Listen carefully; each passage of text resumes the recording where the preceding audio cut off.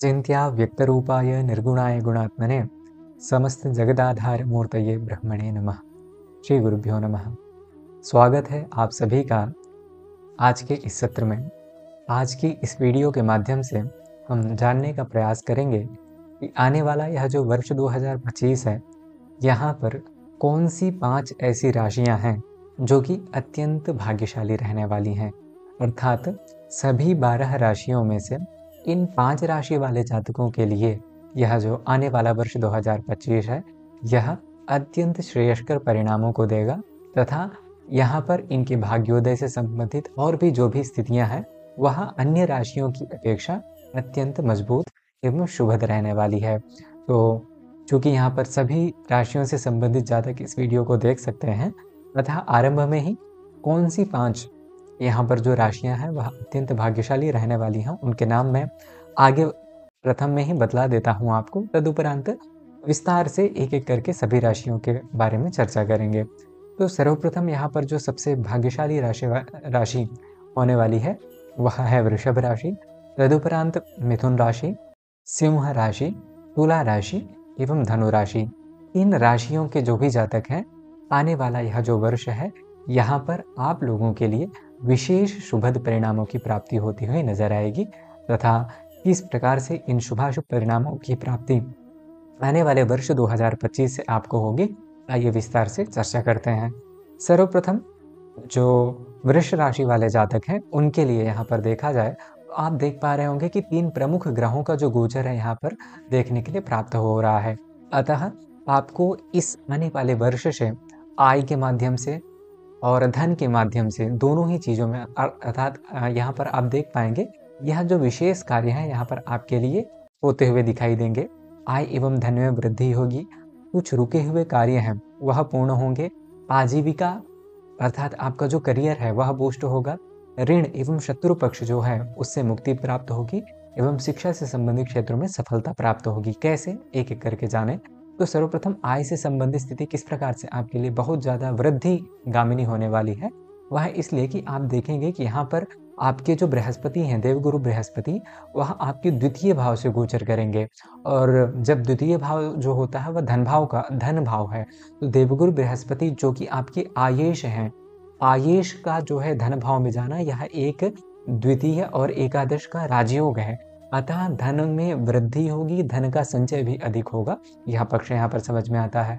दूसरी बात, रुके हुए कार्य कैसे पूर्ण होंगे, इसका जो कारण है, यदि आप देखेंगे कि शनिदेव जो हैं, यह आपके भाग्येश और कर्मेश होकर के मार्च 29 के दिन यहाँ पर आपके लाभ भाव में जो है गोचर कर जाएंगे।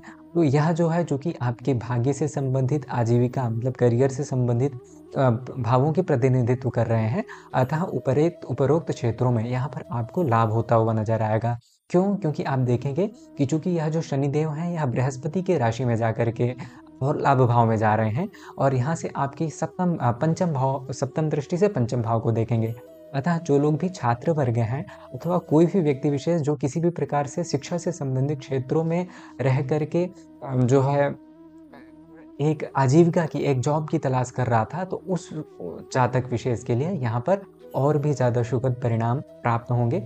निश्चित तौर पर यहाँ पर आपको करियर में प्रमोशन से संबंधित स्थिति प्राप्त होगी तथा यदि किसी भी प्रकार से कुछ रुके हुए कार्य हैं तो उनमें भी जो है यहाँ पर आपको लाभ प्राप्त होगा, वो कार्य बनते हुए नजर आएंगे आपके। तदुपरांत ऋण एवं शत्रुओं का भी यहाँ पर शमन होगा।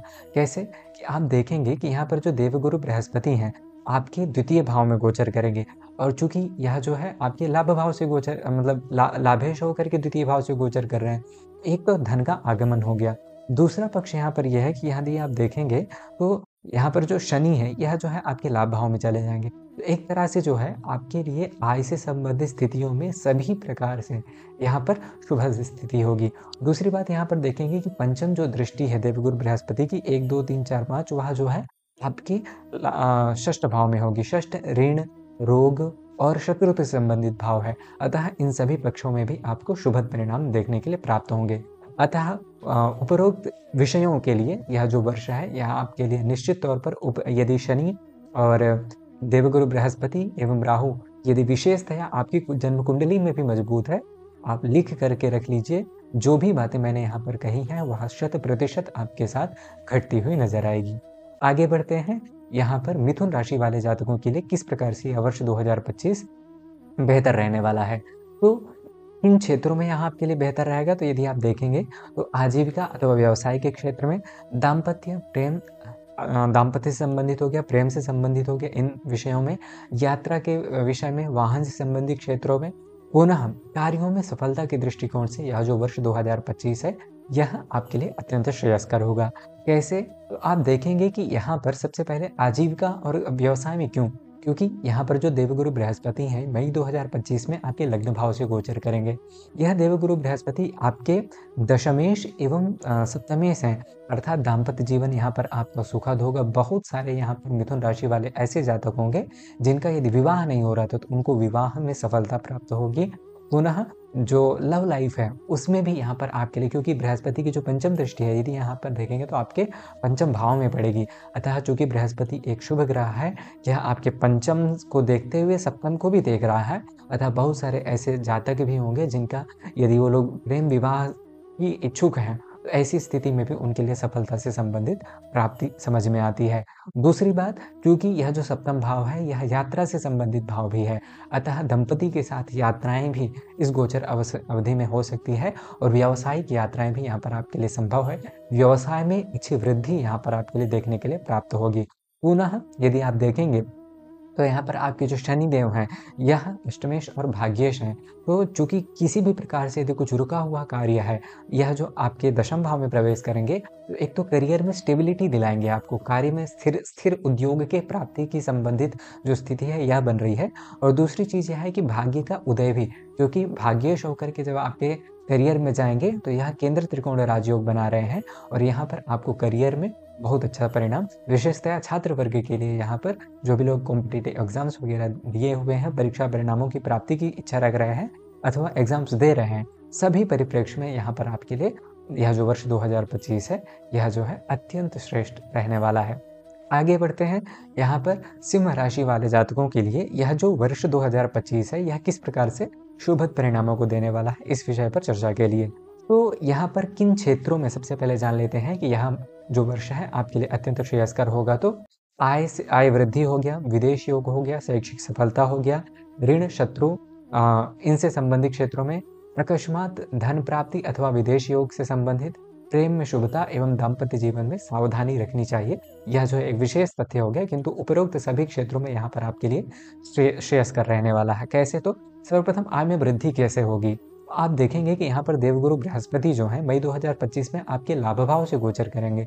जैसे ही देवगुरु बृहस्पति आपके लाभ भाव से गोचर करेंगे, चूंकि यह जो है अष्टमेश है, अष्टमेश का मतलब कुछ भी चीज अचानक से प्राप्त होना, अचानक से धन लाभ हो गया, क्योंकि लाभ भाव में जाकर के आपका अष्टमेश है, अतः अचानक से कुछ न कुछ स्रोत आपके जीवन में ऐसा प्राप्त होगा जो कि आपकी आय में वृद्धि करने वाला रहेगा। दूसरा, यदि आप देखेंगे यहाँ पर जो बृहस्पति हैं वह आपके पंचमेश भी है, तो जो छात्र वर्ग है उनके लिए अथवा कोई भी व्यक्ति जो मतलब शिक्षा के क्षेत्र में जुड़ करके कार्य कर रहा है उनके लिए भी यहाँ पर आय में वृद्धि से संबंधित स्थिति की कामना उन्हें निश्चित तौर पर करनी चाहिए। विदेश योग को क्यों बन रहा है? क्योंकि देवगुरु बृहस्पति जब भी 12वें भाव से गोचर करते हैं और विशेषतः जब उच्च राशि के होकर के गोचर कर रहे हैं, अतिचारी होकर के गोचर कर रहे हैं, तो निश्चित तौर पर यहाँ पर आपके लिए विदेश योग का योग बनता है। तीसरी बात, यहाँ पर ऋण और शत्रुओं का भी शमन होगा। कैसे? कि आप देखेंगे तो ये जो शनिदेव हैं आपके, यह षष्ठेश एवं सप्तमेश है। षष्ठ भाव से ही आपके ऋण, रोग और शत्रु पक्ष का विचार किया जाता है। और जो शनि है यहाँ आपके अष्टम भाव से गोचर करेंगे 29 मार्च 2025 में। सदाष्टमस्थो शनिरिष्टदः स्यात्, ऐसा कहा गया। अष्टम भाव को शनि सर्वदा जो है अच्छा परिणाम देता है। भले ही यहाँ पर अष्टम से ढैया का उपक्रम लग जाएगा, किंतु उपरोक्त क्षेत्रों में शत्रु, ऋण आदि से संबंधित क्षेत्रों में यहाँ पर आपके लिए निश्चित तौर पर यह अच्छे परिणाम ही देगा।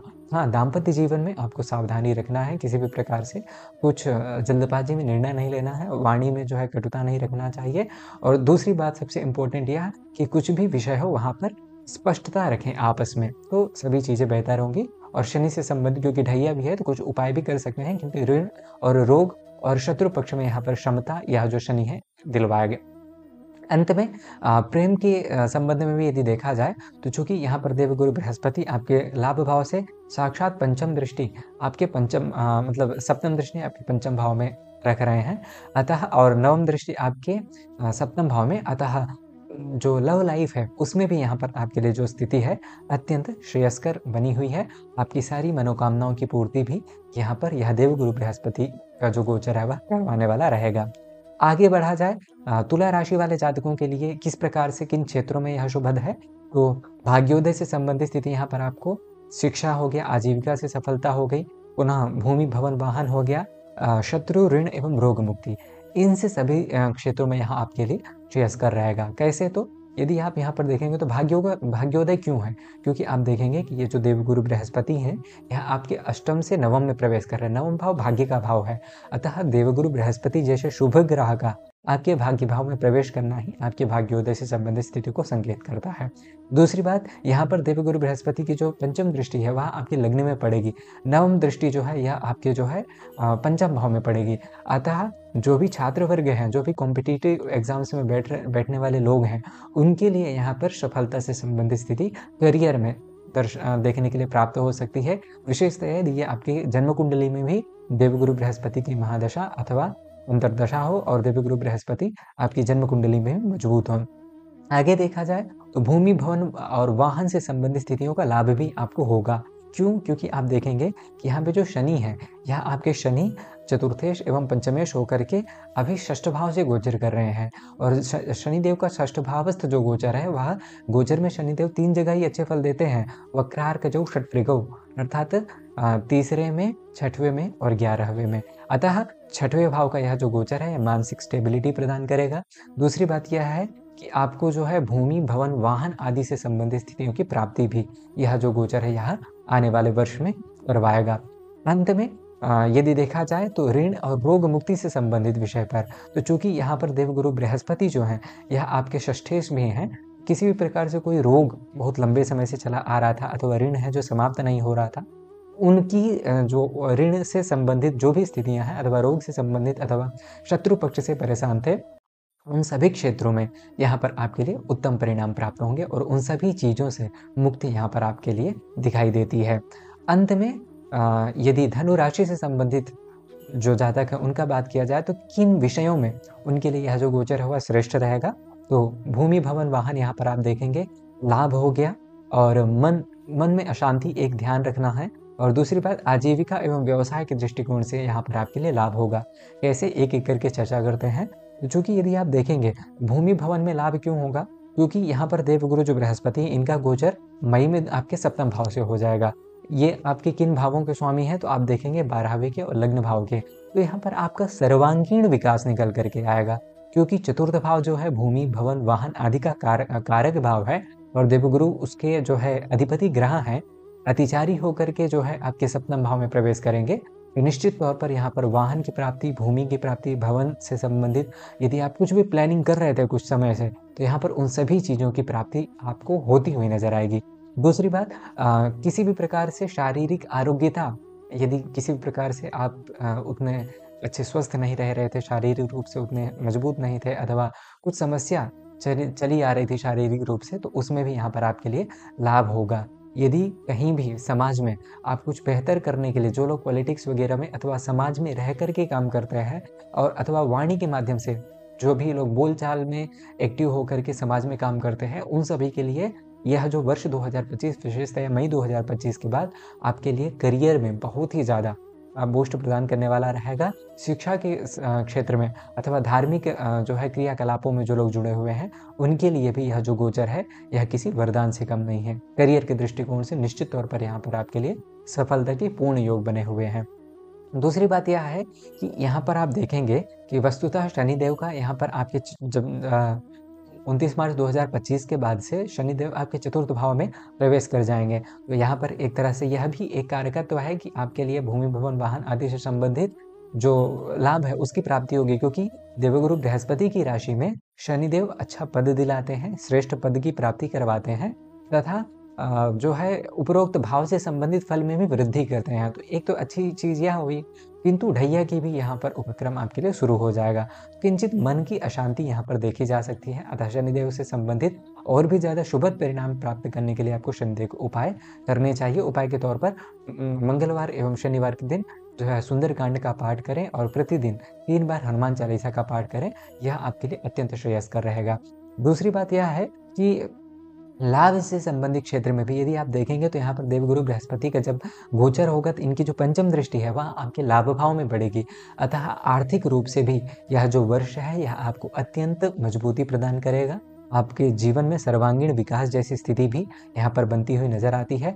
और चूंकि शनिदेव आपके धनेश होकर के एवं तृतीयेश होकर के आपके चतुर्थ भाव में गोचर कर रहे हैं, अतः घर परिवार का जो सुख है वह भी प्राप्त होगा और धन का संचय भी इस गोचर अवधि में आपका विशेषतया होता हुआ नजर आएगा।